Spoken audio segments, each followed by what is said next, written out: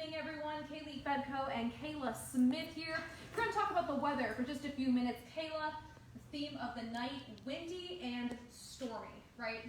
Yeah, that is exactly what we are going to see, and we're starting to see it a little bit across the area now, but it's really going to ramp up as we start to head towards 10, 11 o'clock, and a little around midnight as well. So when is the perfect time to get those umbrellas out? I know I've got mine waiting in my you car. can definitely get it out. I mean, take a look outside of our weather cams right now. I mean, I know our bottom ones are a little bit blurry here, but especially outside in Fairmount, Dan Cabot's Toyota World, you can see it really coming down there. You can see it a little bit more clearer outside of Dan Cabot's Buick GMC in Bridgeport right now, outside of that street light there. So already really coming down across the area. If you don't have your umbrella out already, definitely want to get it out. Taking a look at the satellite radar, we can see that rain has been well across the area for the past couple of hours now. A couple of localized downpours, seeing those with those yellows and oranges, and there is more behind that where that came from. This is a very large system. Zooming out even more, this is extending all the way down towards the Gulf of Mexico. Even right now there is a tornado warning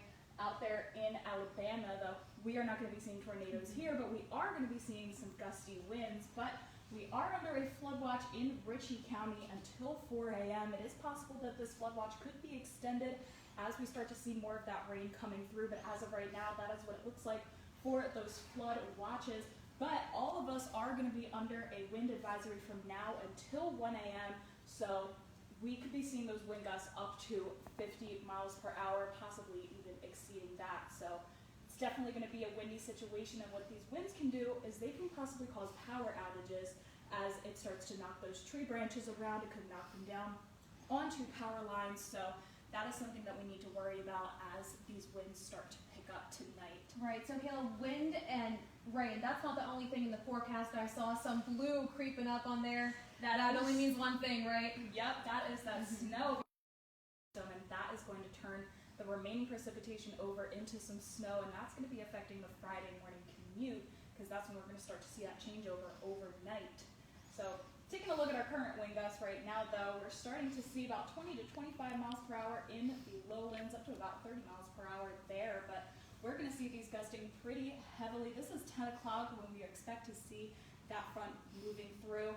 We could see some of these getting up to possibly 60 miles per hour across the area, so these are going to be very gusty winds. Then we'll start to see them die down as we head towards Friday morning, and then really dying down as we head towards Friday evening. So let's take a look, and we'll talk about that snow here, looking at the futurecast. So we're going to see that front moving through. This is 10 o'clock, and right where that line of heaviest rain is, that is where that front is. So once that moves through, we're going to be seeing a lot less of that precipitation, but then as we see those cooler temperatures start to move in, we see that transition over into snow. Now, it's not going to be a lot of snow, as we do see it's definitely not as much precipitation as we see with the rain, but this could be making for a soggy morning commute. So you're definitely going to want to take some extra time there out on those roads in the morning and tonight as well, because like we mentioned, with those possible downed trees and down power lines, it could be causing some trouble out there on those roads. So yeah.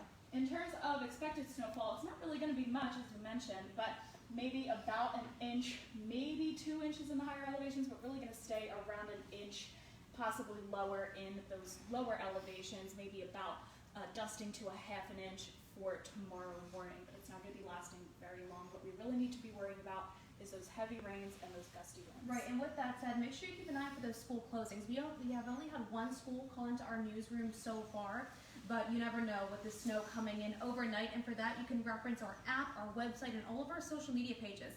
Kayla, I'm going to give you the last word. Anything else you'd like to add?